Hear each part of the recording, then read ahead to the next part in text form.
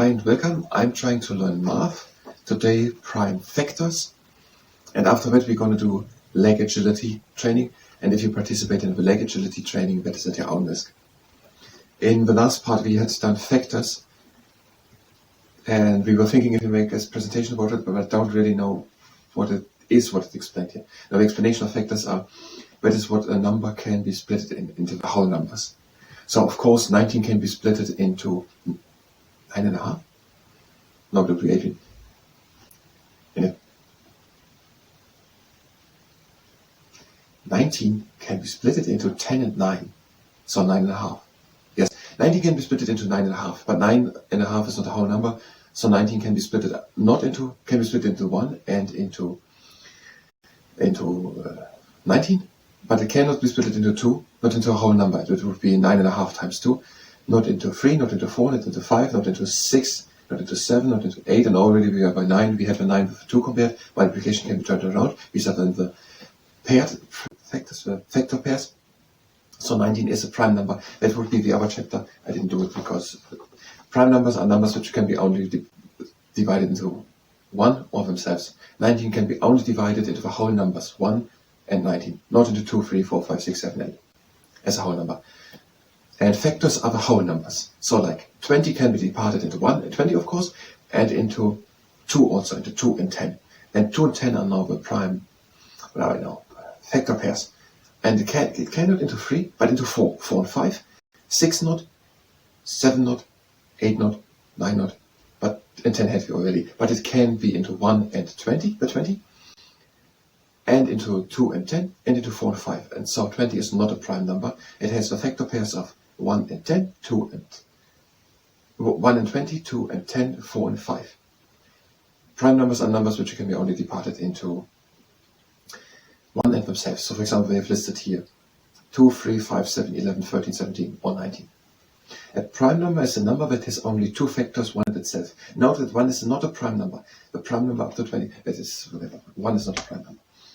Okay, now we're having prime factors. We didn't do a presentation about it because I don't know where to explain it. Yes, anyway, what I just said, but okay, prime factors. Prime factors are factors that are prime. Now, first of all, I didn't understand the sentence.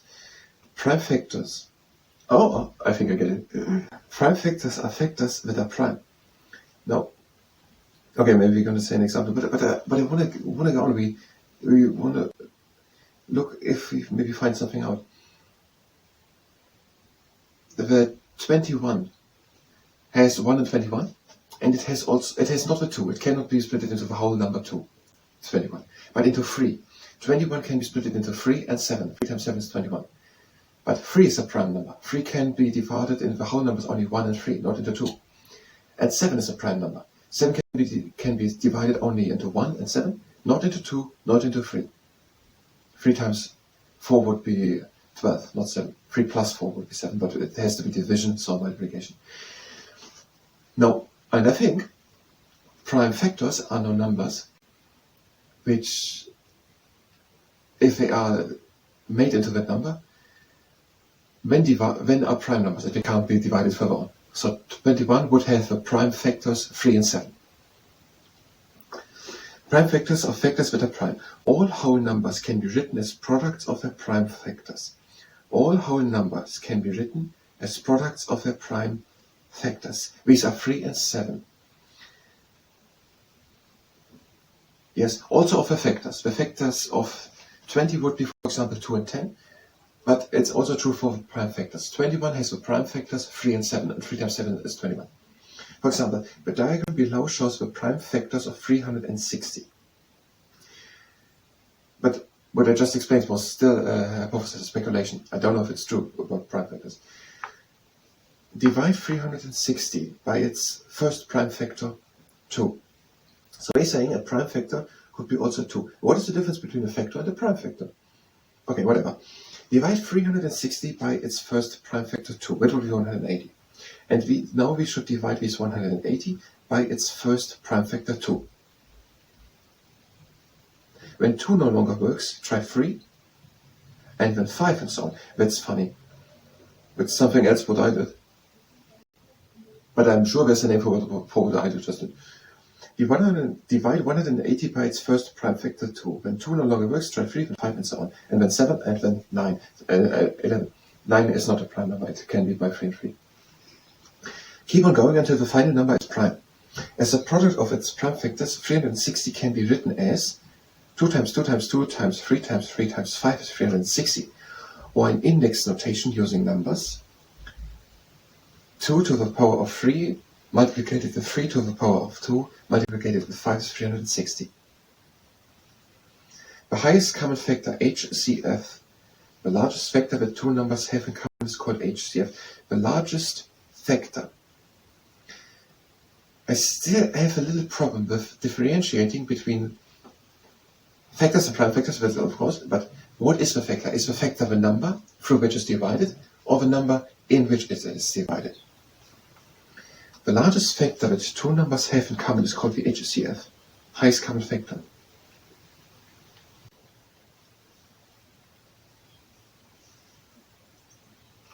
Example, find the highest common factor of 84 and 360. Write the numbers as products of the prime factors and dream the common factors.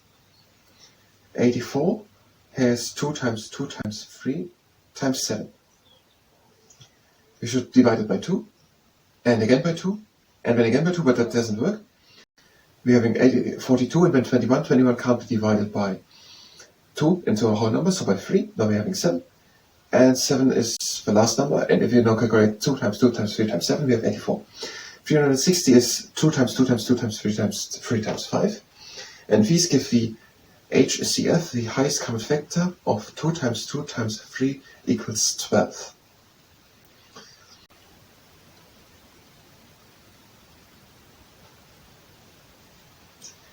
Okay, that is interesting what we're doing here. I don't really know where this lead to. So we're taking the 84 and the 360 could be divided by 2. Then both could be divided again by 2.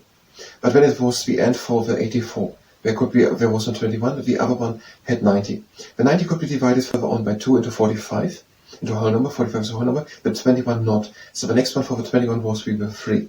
So we do not take the 2, the third 2 of the 360 into 45, but we're taking the 3, the 35 through the 3 into 15, and the 21 through the 3 into 7. Now the 15 could be divided on into the 5 through 3, and again through 5 into 1. And now we're having 5 as the last number for the 360, and for the 84, 7. But 5 and 7 is not the same number, so the last common, the last which we both had together, was 3 and 3. We had at the beginning both were divisible by 2 and 2, and we were both a second time divisible by 2 and 2. And then later on we were both also divisible by 3 and 3. It doesn't matter that the 360 was again divisible by 2 from the 90 to the 45. We take all which were together, and which was the first through the 2 into 42 and 180, and the next one into 21 and 90. And the next one which we had both possible was for 3 and 3, the 21 through the 3, and the 45 through the 3. And now the HCF, the highest common factors, are 2, 2, and 3, which equals then 12. Now is the highest common factor now 12 or 2, 2, and 3?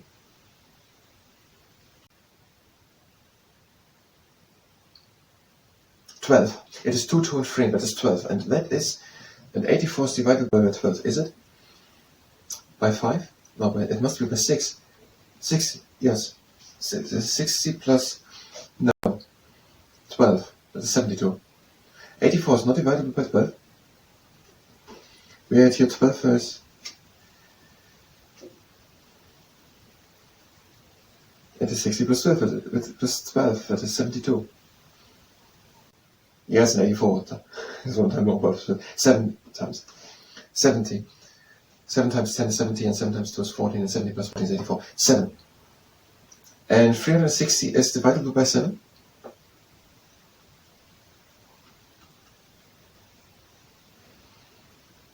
490. 36 is not divisible by 7. 35 is. So 350. But it is divisible by 12, of course, it is divisible by 12. It's by 12 divisible into 50. 52. Wie sah mir aus?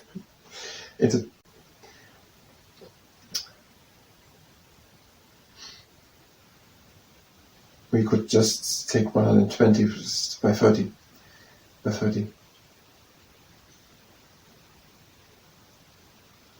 But why 30? No, what are 36? These are not the hours. The hours have 60 minutes. No, it is 1,200 and this is a quarter. I don't know if it's a quarter. It is not a quarter. A quarter of 1,200. I'm a bit confused right now. And we're having to do leg agility training. We have to do it. It's 120. 120 times 3 is 360, so it's 3 times 10 is 30. But why is it 30? Because 30 times 10, let's do it actually the hard way. 30 times 10 is 300, and 30 times 2 is 60. 12 times 30 is 10 times 30 is 300, and 2 times 30 is 360. What is 4 times 360? 1,200 plus 240, 1,540. And that is why the video definition is 1,540.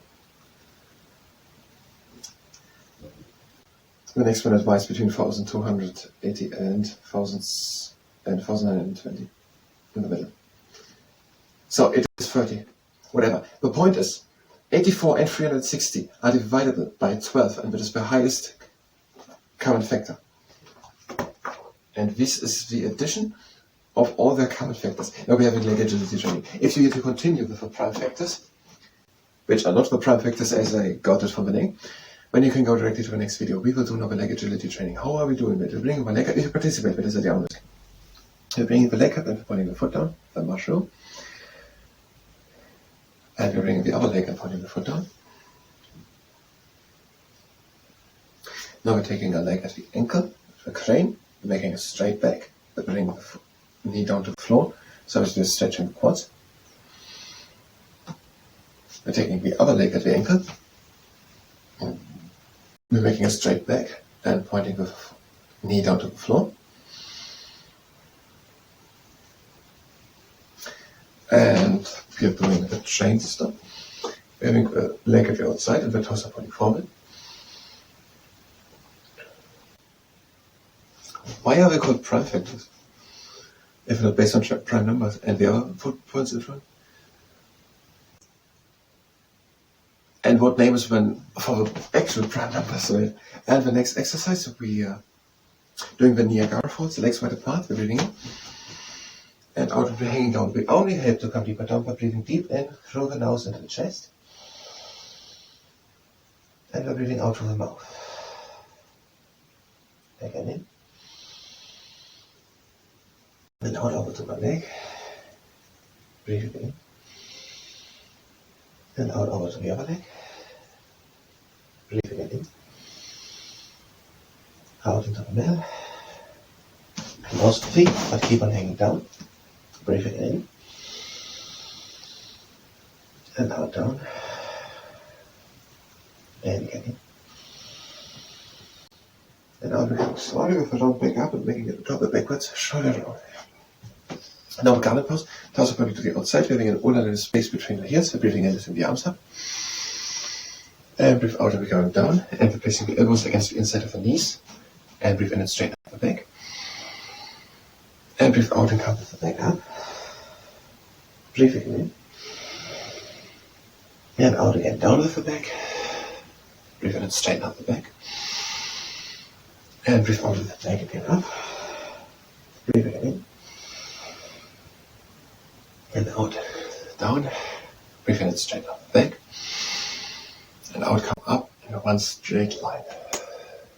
The seahorse pose, take a good standing leg, the other leg with heel onto the leg, breathe in, and out, do this only if you can do it without to injure yourself.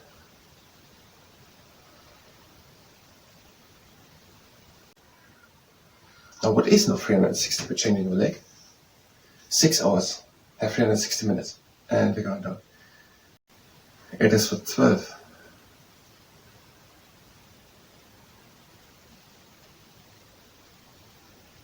And we're coming up again.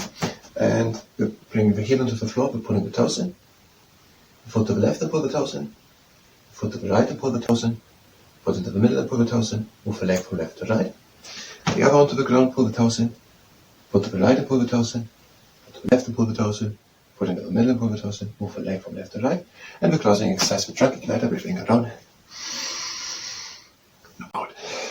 Last round, breathe in. Out. Breathe in across the legs. Bring the hands down. That was for leg agility stretching. I thank you very much and until next time.